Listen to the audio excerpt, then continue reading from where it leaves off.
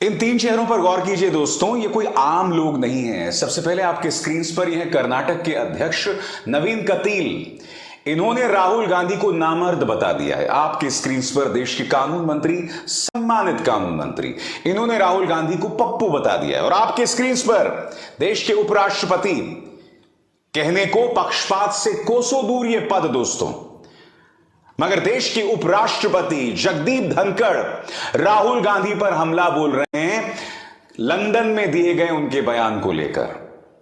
यह कह रहे हैं कि राहुल गांधी ने देश को बेइज्जत किया। उसकी चर्चा बाद में, मगर सबसे पहले आपके स्क्रीन पर यह हैं देश के कानून मंत्री किरण रिजिजू। किरण रिजिजू ने क्या कहा है मैं आपको पढ़ के सुनाना चाहता हूं। अंग्रेजी में उनका ट्वीट है दोस्तों, फिर मैं उसका हिंदी में अनुवाद करूंगा। People of India know Rahul Gandhi is Pappu, but foreigners don't know that he is actually Pappu.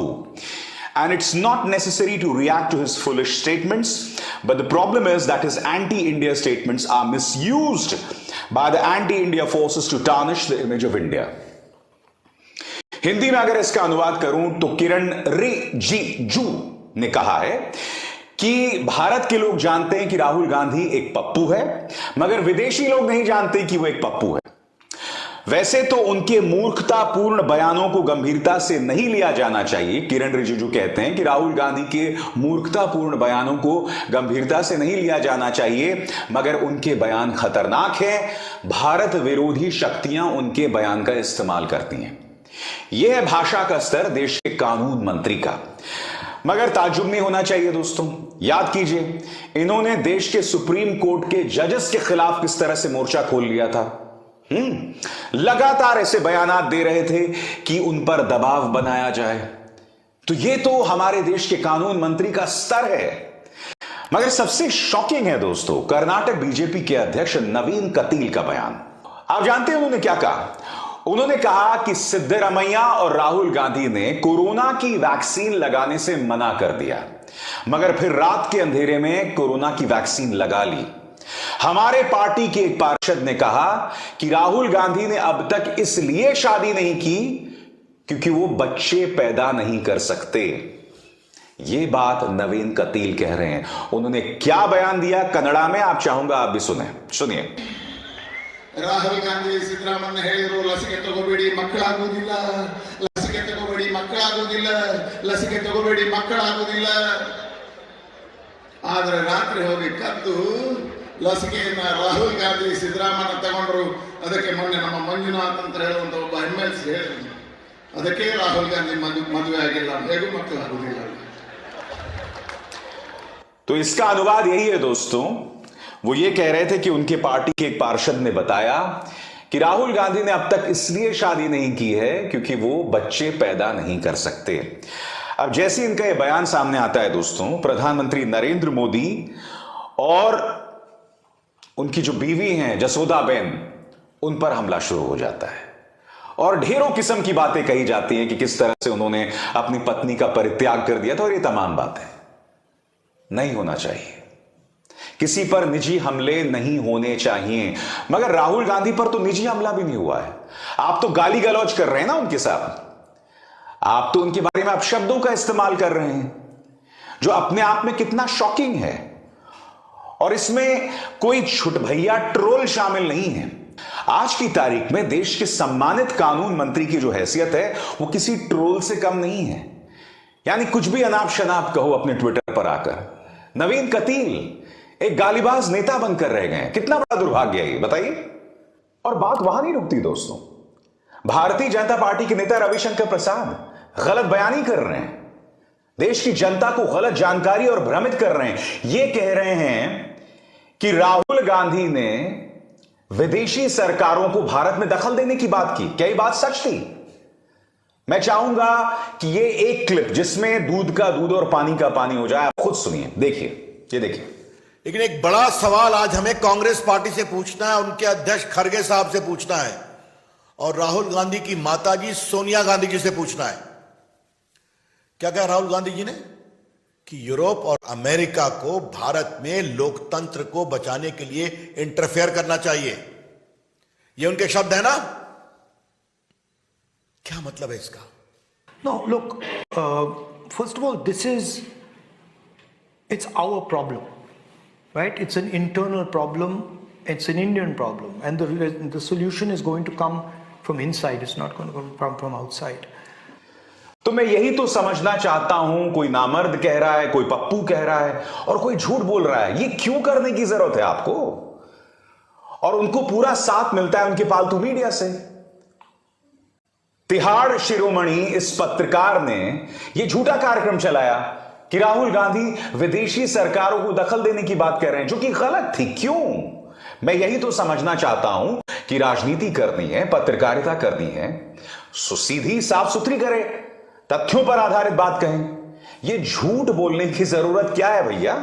और सबसे शॉकिंग बात, देश के उपराष्ट्रपति जिन्हें किसी पॉलिटिकल पार्टी का पक्ष नहीं लेना चाहिए, जगदीप धनखड़ बार बार इस बात की मिसाल पेश कर रहे हैं कि वो अपने पद की गरिमा को धूमिल कर रहे हैं।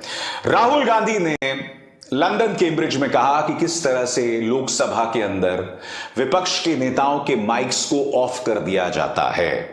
जगदीप धनखड़ ने अंग्रेजी में क्या कहा और फिर मैं इसका हिंदी में अनुवाद करूंगा, जिससे इस बात को प्रमाणित किया जा सकता है कि किस तरह से उन्हें निष्पक्ष होने की जरूरत है। उन्होंने क्या कहा?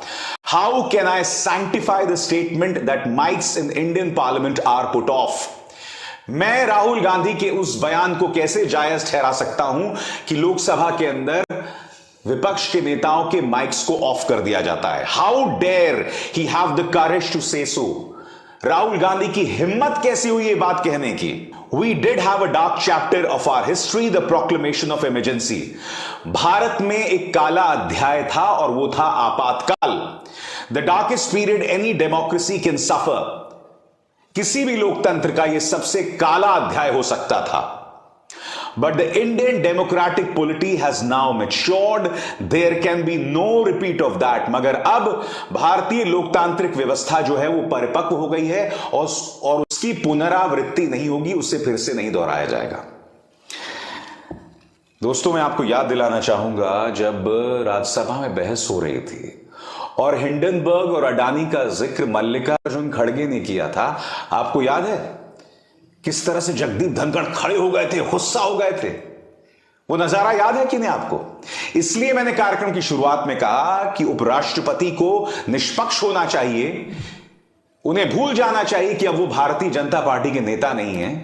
आपको याद है कि नहीं किस तरह से वो नाराज हो गए थे हिंडनबर्ग का जब जिक्र हुआ था? वो वीडियो देखिए फिर से। अब देखिए, हिंडनबर्ग की रिपोर्ट तो है इंटरनेशनल, अब वो उसको मानते नहीं। कहीं से कोई भी रिपोर्ट आ जाएगी और हम कुछ भी कर लेंगे। नहीं ना। दुनिया के किसी भी कोने से कोई भी रिपोर्ट आ जाएगी। We have to rise to a level. तो ये प्रॉब्लम है दोस्तों, हमारा लोकतंत्र सवालों के घेरे में है। वो उपराष्ट्रपति का ये बयान जो है वो साबित करता है। आजाद भारत के इतिहास में कई ऐसे उपराष्ट्रपति रहे हैं जिन्होंने सत्ता पक्ष में काम किए हैं, जैसे हामिद अंसारी साहब। उन्होंने भी ऐसे कई काम किए हैं जिससे उन पर सवाल किया जाता रहेगा। मगर इस तरह से सार्वजनिक मंच पर विपक्ष के नेताओं पर हमला साधना, यह नई बात है दोस्तों। उपराष्ट्रपति को मैं याद दिलाना चाहूंगा कि चुनाव आयोग में चुनाव आयुक्तों की नियुक्ति को बदल दिया है सुप्रीम कोर्ट ने। याद कीजिए मीडिया के बारे में सुप्रीम कोर्ट ने क्या क्या नहीं कहा है, कि मीडिया जो है वो सत्ता पक्ष के सामने नतमस्तक है। ये तमाम तथ्य है ना, क्या आप इन तथ्यों से मुंह मोड़ सकते हैं? और ये तमाम तथ्य इस देश के लोकतंत्र पर सवाल उठा रहे हैं। इसलिए उपराष्ट्रपति जब ये तमाम बातें कहते हैं तो उन्हें थोड़ी देर के लिए विचार करना चाहिए कि आप देश के उपराष्ट्रपति हैं। मैं नहीं भूला हूं, जब आप राज्यपाल हुआ करते थे तब आप किस तरह से मैदान में उतर आते थे और ममता बनर्जी के बारे में अनाप शनाप, उनकी सरकार के बारे में अनाप शनाप बोलते थे। मानो आप राज्यपाल नहीं हैं, बीजेपी के एक नेता हैं। आप तो शुभेंदु अधिकारी से भी ज्यादा अग्रेसिव थे, उनसे ज्यादा उग्र दिखाई देते थे। इन तमाम तथ्यों से आप मुंह नहीं मोड़ सकते, मगर सबसे शर्मनाक रवैया रहा है कर्नाटक बीजेपी के अध्यक्ष नवीन कतील, जिसमें उन्होंने ये कहा कि राहुल गांधी इसलिए शादी नहीं करते हैं क्योंकि वो बच्चे पैदा नहीं कर सकते, यानी कि उन्हें नामर्द बता दिया। या फिर देश के कानून मंत्री जिन्होंने राहुल को पप्पू बता दिया। खैर, व्यवस्था आपकी है और उस व्यवस्था में आपसे कभी सवाल नहीं किए जाएंगे। उल्टा व्यवस्था आपके इस कचरा को आगे बढ़ाएगा और मैं इसे प्रमाणित करने वाला हूं। देखिए साहब, TV9 भारतवर्ष कायदे से किरण रिजिजू के इस बयान पर लंबी चौड़ी बहस होनी चाहिए थी, कोई बहस नहीं हुई। खबर क्या चलाई जा रही है? केंद्रीय मंत्री किरण रिजिजू ने राहुल गांधी को पप्पू करार दिया। फिर देखिए साहब, एक दंगाई एंकर जिस पर दंगा भड़काने को लेकर केस है, वो देश नहीं झुकने देंगे के नाम पर क्या कचरा चला रहा है। मुकेश अंबानी का न्यूज चैनल। कांग्रेस के लिए परिवार ही लोकतंत्र है। क्या राहुल भारत विभाजन के लिए उकसा रहे हैं? राहुल देश की एकता के लिए खतरा? मतलब ये कह रहे हैं कि राहुल देश को बांटना चाहते हैं 1947-48 की तर्ज पर। यह नफरत, यह जहर फैलाया जा रहा है विपक्ष के नेताओं के खिलाफ। और पापा की परी क्या कह रही है? देखिए, देश की शान का विदेश में हो रहा अपमान, मगर सबसे हास्यास्पद है, देश बदनाम हुआ राहुल तेरे लिए। पापा की परी से मैं सवाल पूछना चाहता हूं, आप क्यों पत्रकारिता को बदनाम कर रहे हैं पापा के लिए? बताइए। आपको आज चुलबुल पांडे याद आ गए, दबंग के सलमान खान याद आ गए, मलाइका अरोड़ा याद आ गई क्योंकि वो गाना मुन्नी बदनाम हुई है ना, डार्लिंग तेरे लिए। वो गाना फिल्म दबंग से था। सलमान खान और मलाइका अरोड़ा जो है उसमें नाच रहे थे। हकीकत ये है कि आज की तारीख में जो मुन्नी है ना, ये हमारे देश की मीडिया है, जो बदनाम हो रहे हैं सत्ता पक्ष बीजेपी के लिए। ये पापा की परियां, ये गुल्लू और कालू जो लगातार बदनाम हो रहे हैं, जिनका पत्रकारिता से दूर दूर तक कोई निशाना नहीं है, सिर्फ प्रचार तंत्र हैं और उसके अलावा कुछ नहीं। और ये इस देश के लोकतंत्र पर सवाल है। इसलिए उपराष्ट्रपति जब बड़ी बड़ी बातें करते हैं तो जरा इस मीडिया पर भी निगाह डाल लें। अभिसार शर्मा को दीजिए इजाजत। नमस्कार।